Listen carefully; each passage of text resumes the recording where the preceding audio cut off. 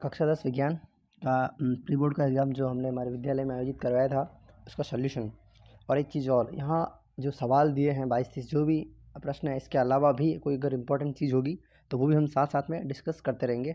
तो वीडियो को पूरा देखना है अच्छे से, काफ़ी लाभदायक साबित होने वाला है जो भी बच्चे अभी 10वीं क्लास का एग्ज़ाम देने वाले हैं उनके लिए।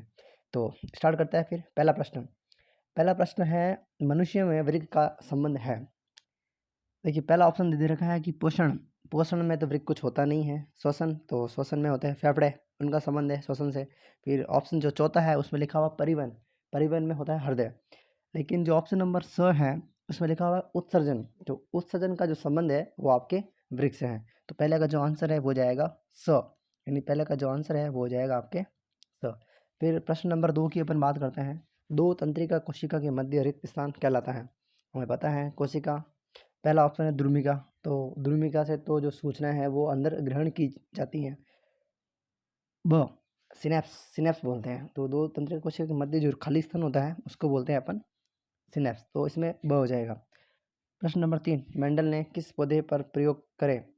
काफ़ी नॉर्मल प्रश्न है, इजी है, इसको तो कोई भी कर देगा। इसका जो आंसर जाएगा वो जाएगा अ, यानी मटर। इसके अलावा अब प्रश्न नंबर 4, निम्न में से ऊष्माक्षेपी अभिक्रिया नहीं है। देखिए यहाँ पे नहीं लिखा हुआ है, कौन सी नहीं है, यानी इसका मतलब 3 तो है और एक ऐसी अभिक्रिया है जो नहीं है। तो देखिए पहला जो ऑप्शन है वो दे रखा है श्वसन। हमें पता है श्वसन एक ऊष्माक्षेपी अभिक्रिया है। पहले तो आपको ये समझना है कि ऊष्माक्षेपी अभिक्रिया होती क्या है। तो ऐसी अभिक्रिया है जिसमें ऊष्मा उत्पन्न होती है, तो उन्हें अपन क्या बोलते हैं, ऊष्माक्षेपी। तो ऑप्शन को अगर अपन आप देखें तो पहला श्वसन, श्वसन में बिल्कुल एनर्जी उत्पन्न होती है। आप सांस लेते हैं, ऑक्सीजन जाती है अंदर, फिर ग्लूकोज का विखंडन होता है और उसे एनर्जी मिलती है, यानी उसमें उत्पन्न हो रही है। ऑप्शन नंबर ब है साग सब्जियों से कंपोस्ट बनना, ये भी ऊष्माक्षेपी अभिक्रिया है।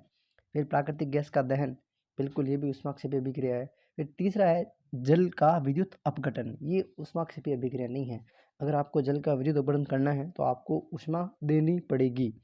तो जिस प्रक्रम में आपको एनर्जी देनी पड़ रही है वो जो अभिक्रिया है उनको बोलते हैं ऊष्मा शोषी, यानी इसमें ऊष्मा का शोषण हो रहा है। तो जल का विद्युत अपघटन, ये वाला जो ऑप्शन है, तो जल का विद्युत अपघटन जो है ये इसका आंसर हो जाएगा द, यानी ये जो है ना जल का विद्युत अपघटन ये हो जाएगा ऊष्मा शोषी, और बाकी ये जो तीनों है ना ये हो जाएंगे आपके ऊष्माक्षेपी। अब अगर ऑब्जेक्टिव सवाल ना पूछकर अगर ऐसे भी सवाल पूछे कि ऊष्माक्षेपी अभिक्रियाओं के कोई 3 उदाहरण दीजिए, तो श्वसन, प्राकृतिक गैस का दहन और साग सब्जियों से कंपोस्ट का बनना, ये ऊष्माक्षेपी है। और जल का विद्युत अपघटन ये हो जाएगा आपके ऊष्मा शोषी। सवाल नंबर 4, पांचवा, निम्न में से कृत्रिम या संश्लेषित सूचक कौन सा है। तो पेटूनिया, ये तो साहब आपके प्राकृतिक हैं। फिर ऑप्शन नंबर ब है हाइड्रेजिया, ये भी प्राकृतिक है। हल्दी, ये भी प्राकृतिक है। फिर बात करते हैं मैथिल ऑरेंज, ये कृत्रिम है। तो 5 का जो आंसर है वो हो जाएगा द। देखिए ये प्रश्न भी है ना आपके 1 नंबर पर में पूछा जा सकता है कि किन्हीं 2 प्राकृतिक सूचकों के नाम बताइए। तो आप पेटूनिया कर सकते हैं, हाइड्रेंजिया कर सकते हैं, हल्दी कर सकते हैं। और हल्दी से ये भी प्रश्न पूछा जा सकता है कि हल्दी का जो है वो अम्ल और क्षार के प्रति क्या होता है इफेक्ट। तो इफेक्ट में अपन अगर देखें तो आपको पता होगा कि अगर कपड़े पर आपके सब्जी अगर गिर जाती हैं तो उसके बाद जब आप धोते हैं तो कपड़े का जो कलर है वो बिल्कुल लाल भूरा हो जाता है। तो हल्दी क्या करती हैं, क्षार का जो कलर है वो लाल भूरा कर देती हैं। और मैथिल ऑरेंज जो है ये इसका आंसर हो जाएगा क्योंकि ये संश्लेषित है, बाकी तीनों जो है वो प्राकृतिक है। अगर ये भी प्रश्न पूछा आपसे कि किन्हीं 2 संश्लेषित या कृत्रिम सूचकों के उदाहरण बताइए, तो मैथिल ऑरेंज हो जाएगा और एक फिनोल्फथालीन हो जाएगा।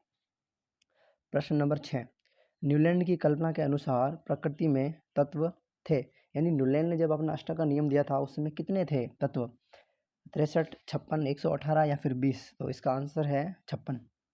फिर 63 क्या है, तो जब मेंडलीफ ने अपना काम करना स्टार्ट करा था उस समय थे 63, और न्यूलैंड भाई साहब जब काम कर रहे थे उस समय तत्व थे 56। वर्तमान में कितने हैं, तो 118। और ऑप्शन नंबर द, तो हमें पता है न्यूलैंड का जो अष्टक नियम है वो कैल्शियम तक ही लागू हो पाया था, यानी 20 नंबर तक लागू हो पाया था। तो छठे का आंसर हो जाएगा ब। 7वां, इंद्रधनुष बनने में कौन उत्तरदायी नहीं होता है। देखिए यहाँ क्या लिखा हुआ है, नहीं होता है। ऑप्शन नंबर 2 परिक्षेपण, बिल्कुल होता है। परिक्षेपण का मतलब होता है कि जो श्वेत प्रकाश है वो अगर प्रिज्म से टकराता है तो श्वेत प्रकाश जो होता है ना वो 7 कलर से मिलके बना होता है। तो श्वेत प्रकाश जो है वो 7 कलर में विभाजित हो जाता है, बट जाता है। इस प्रक्रिया को बोलते हैं परिक्षेपण। तो बिल्कुल परिक्षेपण होता है इंद्रधनुष में। फिर बात करते हैं अपवर्तन। ये भी होता है अपवर्तन, क्योंकि जब प्रकाश प्रतिबिंब से टकराता है तो वो वायु से कांच में जाता है। तो इस कारण क्या होता है कि वो अपनी जो मूल दिशा है उससे भटक जाता है, विचलित हो जाता है। तो अपवर्तन होता है बिल्कुल। फिर है बहुल परावर्तन। बिल्कुल बहुल परावर्तन भी होता है इंद्रधनुष बनने में। फिर है ऑप्शन नंबर द पूर्ण आंतरिक परावर्तन। ये नहीं होता है, यानी जो आंसर है अपना वो हो जाएगा पूर्ण आंतरिक परावर्तन। अब प्रश्न अगर 1 नंबर में ये पूछे कि इंद्रधनुष बनने में कौन कौन उत्तरदायी होते हैं, तो जनरली इसका जो आंसर माना जाएगा वो ये है परिक्षेपण, अपवर्तन और बहुल परावर्तन। ये तीनों आंसर इसके हो जाएंगे। फिर है सवाल नंबर 8वां है कि कौन सा दर्पण सदैव सीधा प्रतिबिंब बनाता है, चाहे आप कहीं पर भी खड़े हो। तो समतल दर्पण बिल्कुल सीधा बनाता है, इसमें कोई वो नहीं है। अवतल दर्पण सीधा नहीं बनाता है, उल्टा बनाता है। फिर है केवल उत्तल, उत्तल भी बनाता है। ऑप्शन नंबर द या तो समतल या उत्तल। तो देखिए वैसे अ भी सही है, स भी सही है, लेकिन द में ना दोनों ही ऑप्शन में दे रखे हैं, समतल और उत्तल। तो इसका जो राइट आंसर है वो द हो जाएगा, या तो समतल या उत्तल। प्रश्न नंबर 9, कौन सा दर्पण, ये तो चलो हो गया। 9वां, प्रतिरोध निर्भर करता है चालक तार की लंबाई पर। देखिए प्रतिरोध जो है वो 3 चीज़ों पर करता है। लंबाई पर, यानी लंबाई बढ़ने पर प्रतिरोध बढ़ जाएगा। मोटाई पर, मोटाई का मतलब होता है कि क्षेत्रफल। तो अगर क्षेत्रफल बढ़ेगा तो प्रतिरोध घट जाएगा, क्योंकि R is proportional to 1/A। ताप पर, बिल्कुल ताप बढ़ने पर भी प्रतिरोध पर प्रभाव पड़ता है। और द है सभी, तो इसका राइट आंसर हो जाएगा सभी। 10वां, पवनों का देश किसे कहते हैं, ये पता है, डेनमार्क। तो 10वें का आंसर हो जाएगा अ। प्रश्न नंबर 11, निम्न में से कृत्रिम पारितंत्र का उदाहरण है। देखिए तो ये प्रश्न है ना 1 नंबर में भी पूछा जा सकता है आपसे सीधा सीधा, कि किन्हीं दो कृत्रिम पारितंत्रों के उदाहरण दीजिए ऐसे, या फिर 2 प्राकृतिक पारितंत्रों के उदाहरण दीजिए, इस प्रकार से भी। तो वन, झील और तालाब, ये तो हो जाएंगे आपके प्राकृतिक। और जो द है बगीचा और खेत, ये कृत्रिम पारितंत्र के उदाहरण हैं। तो इसका राइट आंसर हो जाएगा द। 12वां, गंगा सबवे कार्यक्रम कब लागू हुआ। ये प्रश्न जो है इसके 4 ऑप्शंस में से अगर आप देखें, पहला 2014, तो 2014 में भी एक कार्यक्रम आया था नमामि गंगे नाम करके। तो अगर वो पूछे कि नमामि गंगे कार्यक्रम कब आया, शुरू हुआ, तो 2014 में। और गंगा सफाई कार्यक्रम जो है ये आया था 1985 में। तो इसका 12वें का जो राइट आंसर है वो हो जाएगा ब। प्रश्न नंबर 2, रिक्त स्थान की पूर्ति करो। देखिए इस बार बोर्ड का पैटर्न यूँ है कि 6 खाली जगह आने वाली है और 12 जो है आपके ऑब्जेक्टिव यानी अवसद वाले प्रश्न आने वाले हैं। पहला प्रश्न है कि रंजक मिलाकर अल्कोहल को नीला कर दिया जाता है, इसे खाली जगह कहते हैं। तो हमें पता है कि अल्कोहल का उद्योगों में बहुत ज़्यादा यूज़ है, लेकिन उद्योगों में क्या होता है कि अल्कोहल का मिसयूज़ नहीं हो जाए, इसलिए क्या करते हैं कि अल्कोहल के अंदर कलर डाल के उसका जो कलर है वो नीला कर दिया जाता है। इसको बोलते हैं विकृत अल्कोहल। तो खाली जगह में क्या आ जाएगा, विकृत अल्कोहल। अब ये प्रश्न ऐसे पूछा जा सकता है कि विकृत अल्कोहल क्या होता है। तो हमें याद होना चाहिए कि उद्योगों में अल्कोहल की हानि या अल्कोहल को हानि से बचाने के लिए अल्कोहल के अंदर नीला कलर डाल दिया जाता है, रंजक डाल दिया जाता है, ताकि उसकी पहचान करने में आसानी हो। तो इसका जो राइट आंसर है वो हो जाएगा विकृत अल्कोहल। दूसरा, किसी कोष में अधिकतम इलेक्ट्रॉनों की संख्या का सूत्र क्या होता है। तो नॉर्मल है ये, तो 2n² होता है, 2n², जहाँ n का मतलब क्या होता है, कोषों की संख्या, यानी K, L, M, N, इनके लिए 1, 2, 3 मान होते हैं। फिर पादपों में कोशिका विभाजन खाली जगह हार्मोन करता है, तो साइटोकाइनिन हार्मोन है जो कोशिका विभाजन को प्रेरित करता है। फिर 4, 2CO+O2 गिव्स राइज के ऊपर तापन है, ताप दे रहे हैं, तो क्या बनेगा, इससे क्या बनेगा, 2CuO बन जाएगा, यानी कॉपर ऑक्साइड बन जाएगा, 2CO बन जाएगा। 5वां, एक सिंबल है, आपको बताना है कि ये किसका सिंबल है। देखो ए लिखा हुआ है यहाँ पे, प्लस माइनस है, तो ये किसका हो जाएगा, ये हो जाएगा अमीटर का। अब 5वें खाली जगह में ऐसे भी पूछा जा सकता है कि परिपथ में धारा कौन मापता है, तो अमीटर मापता है। धारा का मात्रक क्या है, ये पूछा जा सकता है, तो एम्पियर है। वोल्ट मीटर खाली जगह कौन से क्रम में लगाया जाता है, तो ये भी पूछा जा सकता है, तो 500 क्रम में। अमीटर कौन से क्रम में लगाया जाता है, तो श्रेणी क्रम में लगाया जाता है। या फिर जो वोल्ट मीटर है, वोल्ट मीटर कौन से क्रम में, तो 5वें क्रम में। इस प्रकार के प्रश्न पूछे जा सकते हैं। छठा, बल्ब में खाली जगह व खाली जगह गैस से भरी जाती हैं, तो हमें पता है नाइट्रोजन वाला ऑर्गन गैस भरी जाती है। प्रश्न नंबर 3, संक्षारण के 2 उदाहरण बताइए। देखिए, संक्षारण का मतलब वही है जब धातुएं नम सतह में या फिर अम्लों के संपर्क में आती है तो संक्षारित हो जाती है, इस घटना को संक्षारण कहते हैं। संक्षारण के 2 उदाहरण तो कौन से हैं, तो जो चांदी है, चांदी के ऊपर काली परत आती है ना, तो चांदी पर काली परत का आना, लोहे पर जंग लगना, कॉपर का जो कलर है वो तो आपको हरा हो जाना, उसके ऊपर हरी हरी परत का चढ़ जाना, तो ये सब संक्षारण के उदाहरण है। फिर प्रश्न नंबर 2, रक्त का पीएच का मान लिखिए। तो देखिए, रक्त का जो एनसीईआरटी के अकॉर्डिंग पीएच का मान 7.4 है, 7.4 आपको लिख देनी है। फिर है सोल्डर, मिश्र धातु किन से बनी होती है। सोल्डर जिसके टाके वगैरह बनते हैं, तो सोल्डर जो धातु है वो बनती है सीसा और टीन से, तो इसका राइट आंसर हो जाएगा सीसा और टीन। फिर 4, CH4 की इलेक्ट्रॉन बिंदु संरचना बनी है।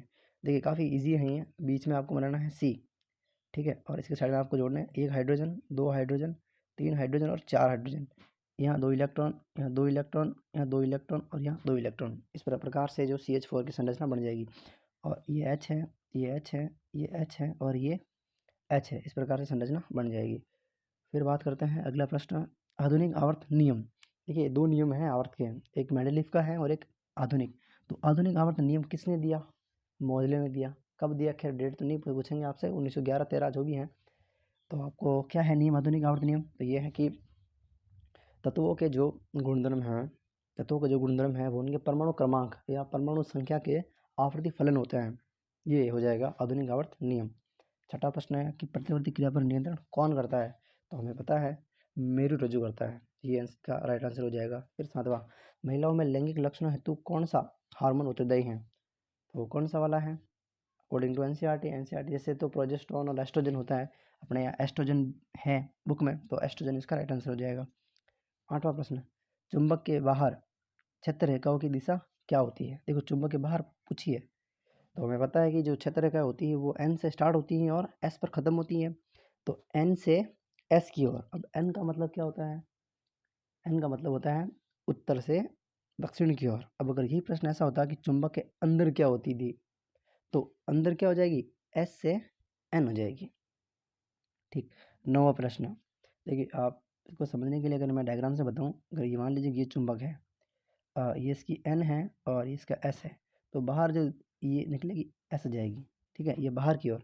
अब ये यहाँ से आएगी अंदर, तो अंदर अगर बात करें तो अंदर एस से एन की ओर है और बाहर एन से एस की ओर है। अगला प्रश्न है, वोल्ट मीटर परिपथ में किस क्रम में लगाया जाता है, तो हमें पता है वोल्ट मीटर अगर परिपथ अपन माने, परिपथ अगर हम बनाए ऐसे, ये प्लस है, ये माइनस है, ये से यहाँ पर कुंजी है, ठीक है, या और ये आपका प्रतिरोध है, तो वोल्ट मीटर लगता है ऐसे, ये भी हो जाएगा, ऐसे लग जाएगा। तो वोल्ट मीटर जो है वो श्रेणी क्रम में नहीं होता है बल्कि पार्श्व क्रम में होता है, और श्रेणी क्रम में कौन होता है, तो आपका अमीटर जो होता है वो श्रेणी क्रम में, और वोल्ट मीटर लगता है पार्श्व क्रम में, समांतर क्रम में, जो भी। फिर जीवाश्म ईंधन के 2 उदाहरण बताइए। अच्छा सवाल है, पूछा जा सकता है। पेट्रोल है, कोयला है, ये। 11वां, ओजोन परत को कौन नुकसान पहुंचा रहा है, हमें पता है CFC, क्लोरोफ्लोरोकार्बन, ये पहुंचा रहा है। और एरोसोल भी होते हैं जो फ्रिज में जनरली यूज़ होते हैं वो। विद्युत धारा के चुंबकीय प्रभाव की खोज किसने करी, तो विद्युत चुंबकीय प्रभाव की खोज किसने करी, ऑर्स्टेड ने, नाम है उसका ऑर्स्टेड। अब खंड ब की बात करते हैं, प्रश्न नंबर 4, आयनिक यौगिकों के 2 गुण लिखिए। देखिए, आयनिक यौगिक जैसे NaCl है, कैल्शियम क्लोराइड है, मैग्नीशियम क्लोराइड है, ये सब आयनिक यौगिक है। क्या है इनके गुणधर्म, पहला गुणधर्म ये है कि आयनिक यौगिकों जो गलनांक और क्वथनांक जो होते हैं वो काफ़ी उच्च होते हैं। क्यों होते हैं उच्च, क्योंकि उनके मध्य अंतराणविक बल पाया जाता है प्रबल, और उनको तोड़ने के लिए ज़्यादा ऊष्मा की आवश्यकता होती है, इसलिए इनके जो गलनांक और क्वथनांक होते हैं वो उच्च होते हैं। दूसरा गुण अगर अपन देखें तो आयनिक यौगिक जो हैं वो गलित अवस्था में विद्युत के सुचालक होते हैं। गलित अवस्था में ना, कठोर अवस्था में नहीं होते हैं, ठोस अवस्था में। एक गुण अगर और अपन देखें तो वो ये हो जाएगा कि आयनिक यौगिक जो होते हैं वो ठोस और भंगुर होते हैं, और अगर आप इनके ऊपर दाब डालते हो तो ये टूट जाते हैं। अब जैसे देखिए, नमक है, अगर नमक का एक भाग आपके पास में है और आप अगर उसके ऊपर दाब डालते हैं तो वो टूट जाता है, तो ये गुण हो जाएंगे इनके। फिर संकलन अभिक्रिया को परिभाषित कीजिए। ठीक है, संकलन अभिक्रिया वही है कि आपके जो असंतृप्त हाइड्रोकार्बन होते हैं, जैसे अगर इसको समझे अपन ऐसे, तो C डबल बॉन्ड C, यहाँ R हो जाएगा, यहाँ R हो जाएगा, यहाँ R हो जाएगा, यहाँ R हो जाएगा, ठीक है। तो पैलेडियम और निकल उत्प्रेरक की उपस्थिति में असंतृप्त हाइड्रोकार्बन में हाइड्रोजन जुड़कर संतृप्त हाइड्रोकार्बन बनती है। इस अभिक्रिया को अपन बोलते हैं संकलन अभिक्रिया, ठीक है। और इसका जो यूज़ है वो हो जाएगा आपके ये वनस्पति तेल को घी में बनाने में, ये इसका यूज़ हो जाएगा। मतलब इसके बाद अगर अपन बात करें प्रश्न नंबर 6, वर्ग में ऊपर से नीचे जाने पर परमाणु आकार में क्या प्रभाव पड़ता है। तो वर्ग में ऊपर से नीचे जाने पर हमें पता है कि परमाणु का जो आकार है वो बढ़ जाता है। वर्ग में ऊपर से नीचे जाने पर परमाणु का आकार पर क्या इफेक्ट पड़ता है। तो वर्ग में ऊपर से नीचे जाने पर परमाणु का आकार बढ़ जाता है। क्यों बढ़ जाता है? जब वर्ग में ऊपर से नीचे जाते हैं तो ऊपर से नीचे जाने पर इलेक्ट्रॉनों की संख्या तो बढ़ती है, उससे नाभिक की आवेश बढ़ जाएगा। लेकिन यहाँ पे क्या होता है कि जब अपन ऊपर से नीचे जाते हैं तो एक नया कोष जुड़ जाता है, और जब नया कोष जुड़ता है तो इलेक्ट्रॉन की नाभिक से जो दूरी है वो बढ़ जाती है। और अगर दूरी बढ़ जाएगी तो नाभिक का इलेक्ट्रॉन पर जो आकर्षण है ना, बल, वो कम हो जाएगा और इलेक्ट्रॉन जो है वो नाभिक से दूर हो जाएगा। और जितना ज़्यादा दूर होगा तो परमाणु की जो त्रिज्या है वो भी बढ़ जाएगी, और इस प्रकार से परमाणु का जो आकार है वो बढ़ जाएगा। अगला प्रश्न, आमाशय की पाचन में क्या भूमिका है। देखिए, आमाशय जो है हमें पता ही है पाचन तंत्र का एक महत्वपूर्ण भाग है, जहाँ प्रोटीन का पाचन होता है सबसे पहले। तो देखिए, आमाशय के अंदर जो मेन संरचना होती है, एक तो होता है आपका HCl क्या काम करता है कि जो खाना आ रहा है अंदर, उसको अम्लीय बनाना। मान लो कोई बैक्टीरिया वगैरह आ गया है तो उसको मार डालना, वहीं पे ख़त्म हो जाएगा वो। फिर इसके अलावा यहाँ आमाशय में ना एक हार्मोन होता है, एंजाइम होता है, इसका नाम है पेप्सिन। पेप्सिन क्या करता है? प्रोटीन का पाचन करता है, ठीक है। और पेप्सिन जो प्रोटीन का पाचन कर रहा है, इसकी सहायता करता है कौन? HCl, ठीक। एक संरचना और होती है जिसे आप श्लेष्मा बोलते हैं। श्लेष्मा का काम ये है कि जो HCl निकल रहा है, HCl से आमाशय के आस्तर की रक्षा करनी है, क्योंकि HCl जो होता है काफ़ी प्रबल अम्ल होता है और प्रबल अम्ल हानि पहुंचा सकता है आमाशय को। तो HCl से रक्षा कौन करता है? श्लेष्मा का काम है ये उसे HCl से रक्षा करना। अगला प्रश्न है कि यौन संचारी रोगों के नाम लिखिए। तो यौन संचारी जो रोग 10वीं क्लास की बुक में जो लिखे हुए हैं वो 4 है। एक तो बैक्टीरिया से होने वाले और दूसरे विषाणु से होने वाले। अब बैक्टीरिया से होने वाले रोग कौन से हैं? तो 2 नाम आपके दिए हुए वहाँ पे, एक गोनेरिया है और एक सिफिलिस है। सिफिलिस नाम है शायद, वो है, और एक गोनेरिया है। और दूसरे जो है वो है आपके वायरस से। तो वायरस से होने वाले रोग 2 नाम दिए हुए, एक मसा यानी वाट, और दूसरा दिया हुआ है एड्स। तो ये नाम आपको याद करना है। 10वां, पुष्प की अनुदैर्ध्य काट का चित्र बनाओ। ये चित्र आपको बना देना है NCERT से देखकर। 11वां, अवतल दर्पण के उपयोग लिखिए। देखिए, अवतल दर्पण के उपयोग इंपॉर्टेंट प्रश्न है, आने लायक। देखिए, इससे पहले अपन बात करते हैं उत्तल का। तो एक ही है, गाड़ियों का जो साइड मिरर होते हैं पीछे का दृश्य देखने के लिए। देखिए, प्रश्न ये भी पूछा जा सकता है कि उत्तल दर्पण का यूज़ पीछे का दृश्य देखने में क्यों होता है। एक तो वो दृष्टि क्षेत्र बढ़ा देता है, यानी उसका क्षेत्रफल बहुत ज़्यादा होता है, और सीधा बनाता है मतलब प्रतिबिंब। अब अपन बात करते हैं अवतल दर्पण के उपयोग। पहला तो ये है कि जो डेंटिस्ट जो होते हैं, दंत विशेषज्ञ, वो काम में लेते हैं एक तो, ठीक है। दूसरा इसका जो यूज़ है वो है गाड़ी के आगे जो हेडलाइट होती है ना, वो वहाँ यूज़ होता है। फिर घरों में जो काम आती है टॉर्च में भी इसका यूज़ होता है। और एक परमाणु भट्टी में प्रकाश की किरणों को इकट्ठा करने में इसका यूज़ होता है। यानी 4, ये 4 हो जाएंगे। अगला प्रश्न है 12वां, किसी पदार्थ के किसी लंबाई L तथा मोटाई A के तार का प्रतिरोध 4 ओम है। तो इस पदार्थ के किसी अन्य तार का प्रतिरोध क्या होगा जिसकी लंबाई L/2 है और मोटाई 2A है। देखिए, ये प्रश्न पूछा हुआ है 2013 में। प्रतिरोध वाले चैप्टर में बाकायदा उदाहरण दिया हुआ है, आपको वहाँ से देखना है और इसको सॉल्व करना है। प्रश्न नंबर 13, 400 वाट का कोई विद्युत रेफ्रिजरेटर 8 घंटे प्रति दिन चलाया जाता है, तो 3 रुपये किलोवाट घंटा की दर से 30 दिन का खर्चा बताओ। तो ये भी इजी सवाल है। देखो, पहले आपको इसमें यूनिट निकालनी है। हमें पता है यूनिट बराबर होता है, यूनिट निकालने का जो फॉर्मूला है वो होता है यूनिट बराबर वाट इंटू घंटा बट्टा हज़ार। तो इससे क्या आ जाएगा आपका यूनिट। देखिए वाट इसमें आपको दे रखे 400, तो वाट वाट 400 है और घंटे दे रखे आपको 8। तो आपको कुछ नहीं करना, बस गुणा कर लेना है। देखिए मैं कर लेता हूँ उसको पूरा। यूनिट बराबर हो जाएगा वाट इंटू घंटा बट्टा हज़ार। 2 जीरो से 2 जीरो तो आपके कट जाएंगे। 4 को 8 से गुणा करेंगे तो आएगा 32 बट्टा 10 यूनिट। देखिए ये सिर्फ एक का आया है। अब देखिए तो जो रेफ्रिजरेटर है वो कितने दिन चलता है, 30 दिन। तो 30 दिन का यूनिट कितने होंगे, फिर इसको 30 से कर लो गुणा, बट्टा 10 इंटू 30।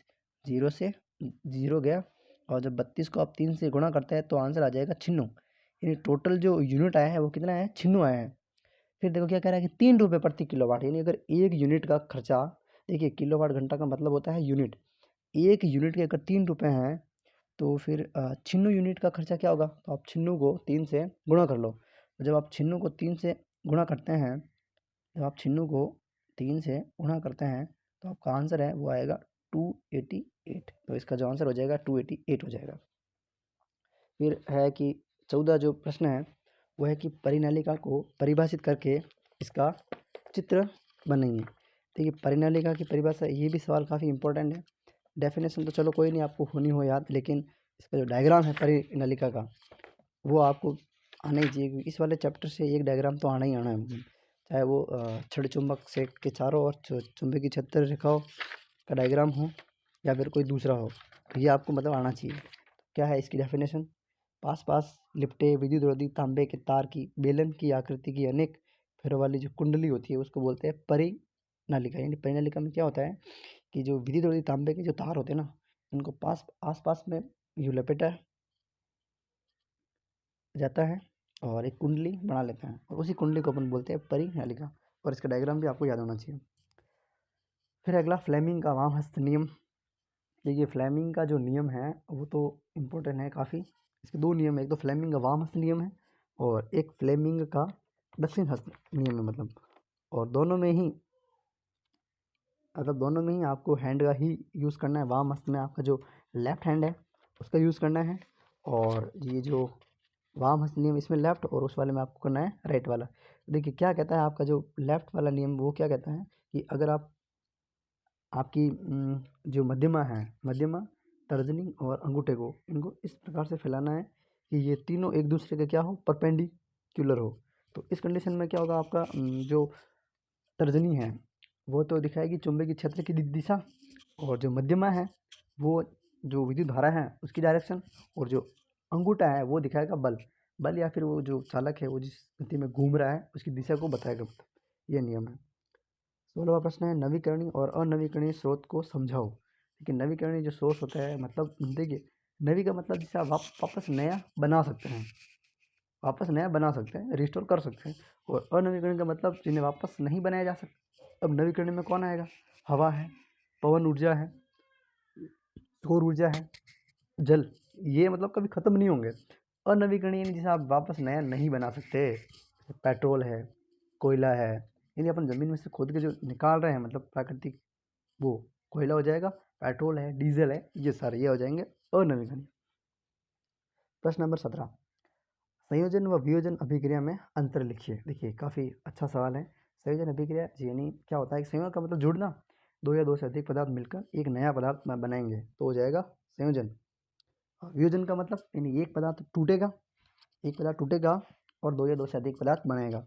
अगर उदाहरण की अपन बात करें तो एक कॉमन सा है C+O2 गिव्स राइज CO2। देखिए ये दो पदार्थ हैं, दोनों जुड़े और क्या बन गया CO2। इसी अभिक्रिया को बोलते हैं कोयले का दहन या कार्बन का दहन। पूछा हुआ सवाल है कोयले के दहन की अभिक्रिया लिखिए, तो आपको यही लिखना है C+O2 इज इक्वल टू क्या, गिव्स राइज CO2। फिर अगले प्रश्न क्या, अगर बात करूँ मैं वियोजन, तो वियोजन का मतलब क्या होता है, टूटना। इसके भी बहुत सारे एग्जांपल्स हैं। अगर कैल्शियम कार्बोनेट की मैं बात करूँ तो CaO + CO2, ये हो जाएगा आपका वियोजन। अब अगला जो प्रश्न है वो है गुरुत्वानुवर्तन हेतु चित्र बनाइए तथा पुनर्भरण क्रियाविधि को परिभाषित कीजिए। गुरुत्वानुवर्तन हेतु डायग्राम बनाई। देखिए 10वीं की बुक में बना हुआ है, जड़ें जो होती है ना वो हमेशा पृथ्वी के अंदर की ओर जाती है, यानी धनात्मक गुरुत्वानुवर्तन। यानी धरती की और अगर गति हो रही है तो वो तो है धनात्मक गुरुत्वानुवर्तन। और तना जो है, तना है प्रो जो उसके ऊपर वाला जो भाग होता है वो क्या होता है कि वो धरती के जस्ट अपोजिट डायरेक्शन में जाता है, यानी ऊपर की ओर। इसको अगर और बेहतर तरीके से अपन समझना चाहें तो ये वाला आप समझ सकते हैं इसको। गुरुत्वानुवर्तन पादप में पृथ्वी की ओर या इससे दूर गति करना गुरुत्वानुवर्तन कहलाता है। जड़ें पृथ्वी की ओर गति करती हैं, इसे धनात्मक गुरुत्वानुवर्तन करते हैं। और जबकि तना या प्रो जो भाग है वो पृथ्वी से दूर यानी ऊपर की ओर गति करता है, इसे ऋणात्मक गुरुत्वानुवर्तन कहते हैं। अगर पूछे कि गुरुत्वानुवर्तन को समझाइए तो आपको ये लिख देना है और बाकायदा डायग्राम भी आपको बना देना है। ठीक, इसके पश्चात इसी में जो सवाल है एक और है, वो है कि पुनर्भरण क्रियाविधि को परिभाषित कीजिए। देखिए पुनर्भरण क्रियाविधि क्या होती है कि हमारे शरीर के अंदर जो हॉर्मोन्स एक्टिव होते हैं, हार्मोन, तो हार्मोन कब एक्टिव होना चाहिए और कितनी मात्रा में एक्टिव होना चाहिए, तो इसका जो नियंत्रण है वो कहलाता है पुनर्भरण क्रियाविधि। यानी हमारे शरीर में अगर हार्मोन ज़्यादा है तो भी दिक्कत की बात है, कम है तो भी दिक्कत की बात है। तो हार्मोन कब छोड़ना चाहिए यानी कब एक्टिव होना चाहिए, कितना एक्टिव होना चाहिए, ये जो क्रियाविधि है इसको बोलते हैं पुनर्भरण क्रियाविधि। ठीक है। प्रश्न नंबर 19वां, उपार्जित और आनुवंशिक लक्षणों में अंतर लिखिए और कार्बन फॉस्फेट डेटिंग विधि को समझिए। देखिए उपार्जित और आनुवंशिक, आनुवंशिक वर्ड से ही पता चल रहा है कि आनुवंशिक जो लक्षण जो होते हैं वो एक पीढ़ी से दूसरी पीढ़ी में संचरित होते हैं। ठीक है। और उपार्जित लक्षण क्या होता है कि मानव जो है वो अपने जीवन काल में खुद अर्जित करता है। ठीक। फिर उपार्जित लक्षण जो होते हैं वो एक पीढ़ी से दूसरी पीढ़ी में संचरित नहीं होते हैं, जबकि आनुवंशिक लक्षण एक पीढ़ी से दूसरी पीढ़ी में संचरित होते हैं। अगर एक अंदर और अपन बात करें आगे तो वो ये हो जाएगा कि जो उपार्जित लक्षण जो होते हैं ना वो जैव विकास में सहायक नहीं है। यानी अगर आपको आनुवंशिकी का अगर अध्ययन करना है तो वहाँ उपार्जित लक्षण काम नहीं आएंगे, और आनुवंशिक लक्षण जो होते हैं वो जैव विकास में सहायक होते हैं। फिर आप एक दो एग्जाम्पल भी दे देना। ऐसे आनुवंशिक लक्षण का मतलब आंखें भूरी होती है, अगर माता पिता आंखें भूरी हैं तो उनकी संतान की भी भूरी हो जाएगी। उपार्जित लक्षण तो ये जो होते हैं व्यक्ति अपने जीवन काल में, जैसे मान लीजिए दो बच्चे हैं, एक पतला है और दूसरे ने काफ़ी जिम गया, हार्ड वर्क की, उसने बॉडी बना ली, तो अब ज़रूरी नहीं है कि उनकी जो संतान होगी वो भी बॉडी बिल्डिंग होगी, नहीं ऐसा ज़रूरी नहीं है क्योंकि ये उपार्जित लक्षण है। फिर है अगला फॉसिल डेटिंग जो विधि है ना वो आपको बतानी है। तो इसमें कुछ नहीं होता है, जो आपका जीवाश्म है उसके अंदर से तत्व निकाले जाते हैं और तत्व के का जो मतलब समस्थानिक है ना, समस्थानिक, उस समस्थानिक के आधार पर उसकी एज का अनुमान लगाया जाता है। क्योंकि देखो प्रत्येक समस्थानिक की एक एज होती है पर्टिकुलर, जैसे कार्बन समस्थानिक है तो कार्बन के समस्थानिक की भी एक एज होती है कि हाँ इतना साल पुराना ये हो सकता है। तो उस उम्र के आधार पर उस जीवाश्म की उम्र निर्धारित की जाती है, मतलब तो वो कार्बन फॉसिल डेटिंग विधि है जिसमें क्या होता है कि जीवाश्म के अंदर पाए जाने वाले जितने भी समस्थानिक हैं उन समस्थानिक के आधार पर उस जीवाश्म का समय निर्धारण किया जाता है। ये विधि हो जाएगी। फिर कांच के प्रिज्म द्वारा श्वेत प्रकाश का विक्षेपण समझाकर वायुमंडलीय अपवर्तन पर आधारित दो घटनाओं के नाम। देखिए वायुमंडलीय अपवर्तन पर आधारित दो घटनाएं तो हो जाएगी, एक तो तारों का टिमटिमाना, और एक हो जाएगी वही सूर्योदय और सूर्यास्त के पहले और बाद में सूर्य का दिखाई देना, मतलब यानी सूर्यास्त के बाद में भी दिखता है और सूर्योदय से पहले भी दिखता है सूर्य, ये हो जाएगा इसका। फिर कांच के प्रिज्म द्वारा श्वेत प्रकाश का विक्षेपण, ये कांच प्रिज्म का डायग्राम दे रखा है कि जब श्वेत प्रकाश की किरण जो है वो प्रिज्म पर आपतित होती हैं तो वो अपने साथ अवयवी जो कलर हैं उनके उसमें बढ़ जाती हैं विबग्योर। आपको ये सीरियल वाइज नाम भी याद करना है, विबग्योर, VIGB, विब ज्योर या ग्योर जो भी है वट एवर आप समझना चाहें। We say violet, indigo, blue, green, yellow, orange और रेड। इसमें देखिए सबसे ज़्यादा जो झुकता है वो को आपका वायलेट है और लाल रंग जो है वो सबसे कम झुकता है, क्योंकि लाल रंग की जो तरंग दैर्ध्य होती है ना वो सबसे ज़्यादा होती हैं और बैंगनी रंग की जो तरंग दैर्ध्य होती है वो सबसे कम होती हैं। इसीलिए ना लाल कलर जो खतरे के जो निशान होते हैं ना वो लाल रंग के होते हैं, क्योंकि इसका तरंग दैर्ध्य बहुत ज़्यादा होता है और ये बहुत कम फैलता है, इसलिए दूर से भी हमें दिख जाता है। ठीक है, तो ये विब ग्योर हो जाएगा और इनका क्रम भी आपको याद रखना है, क्रम भी आपको याद रखना है। फिर है अगला प्रश्न, प्रश्न नंबर 21। देखिए अब बड़े प्रश्न आ गए हैं, खंड 2 के। हमारे पाचन में पीएच का महत्व बताइए। हमारे पाचन में पीएच का क्या महत्व है?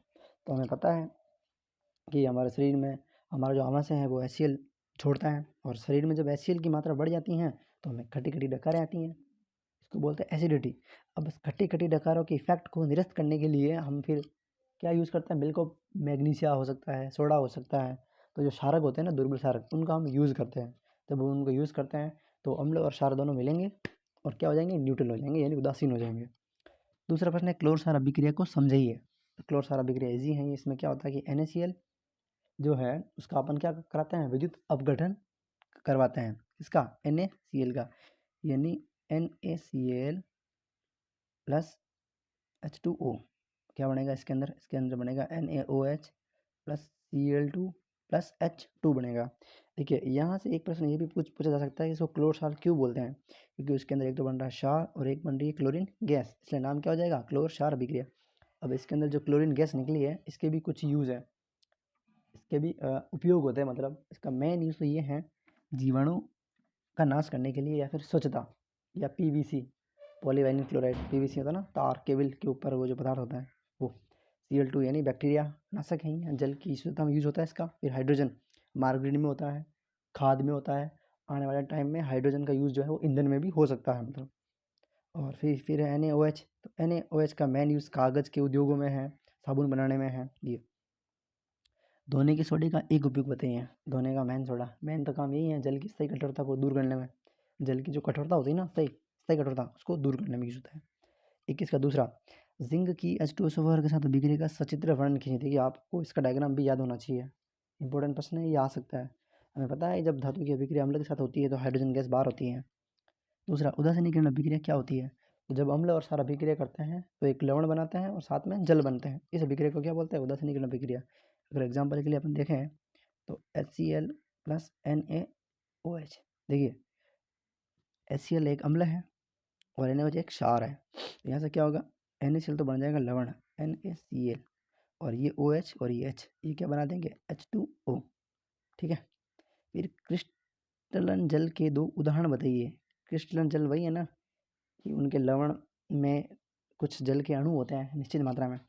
जैसे एग्जाम्पल के लिए अगर मैं देखूं तो CaSO4 डॉट हाफ H2O, ये जल है। वैसे ये फॉर्मूला होता है प्लास्टर ऑफ पेरिस का। एक हो जाएगा ये, दूसरा हो जाएगा आपके लिए अगर आप देखना चाहें तो कैल्शियम सल्फेट डॉट 2H2O, ये जिप्सम हो जाएगा। एक हो जाएगा Na2CO3 डॉट 10H2O, ये हो जाएगा धोने का सोडा। ये सब क्रिस्टल जल के उदाहरण हैं। फिर 22वां, धमनी व शिरा में दो अंतर लिखिए। अच्छा सवाल है, ये पूछे जाने लायक सवाल है। इसका भी अगर आप देखना चाहें तो इसका ये हो जाएगा, ये रहा इसका ना, धमनी शिरा में अच्छे से आप समझ सकते हैं। वैसे धमनी ये वाहिका शुद्ध रुधिर को हृदय से रुधिर के विभिन्न भागों तक पहुंचाती हैं, और शिराएं ये वाहिका अशुद्ध रक्त को शरीर के विभिन्न भागों से हृदय में लाती है। ठीक, दूसरा, धमनी की भित्ति जो मोटी और लचीली होती है और शिरा में ऐसा नहीं होता है। और फुफ्फुस धमनी वो इसका अपवाद है, मतलब उसके अंदर अशुद्ध रक्त बहता है, जबकि फुफ्फुस जो शिरा है उसमें शुद्ध रक्त बहता है, यानी अपवाद है ये। अगले प्रश्न की ओर अगर अपन बढ़े तो अगला प्रश्न है दीर्घरोम के कार्य। दीर्घरोम शुद्धांध्र में होता ही है जो दीर्घरोम, तो इससे क्या होता है कि एक तो ये है कि अवशोषण का क्षेत्र है ना वो बढ़ जाता है, और इसके अंदर वाहिकाएं होती हैं तो वो खाने का जो ग्लूकोज होता है ना उसको कोशिकाओं तक पहुंचाती है, मतलब दो काम होता है। फिर मानव उत्सर्जन तंत्र का चित्र ये आपको बना देना है। फिर अपवहन क्या है? अपवहन देखिए क्या होता है कि जब किसी व्यक्ति के जो वृक्क हैं वो जब खराब हो जाते हैं ना, तो कृत्रिम तरीके से उसका जो रुधिर है उसको साफ किया मतलब रुधिर को साफ किया जाता है एक कृत्रिम तरीके से, वही है आपका अपवहन। फिर पाचन तंत्र का चित्र बनाइए, ये आपको बना देना है। प्रकाश संश्लेषण के दौरान होने वाली तीन घटनाएं बिल्कुल होती हैं। सबसे पहले प्रकाश आएगा, प्रकाश का अवशोषण होगा, वो 3 बातें हैं एनसीईआरटी में दे रखी, इंपॉर्टेंट सवाल है, आने लायक सवाल है। 23वां अंतिम प्रश्न है, ये आपको कर देना है मतलब बुक से देख करके। इस प्रकार से ये एक मॉडल पेपर पूरा हुआ।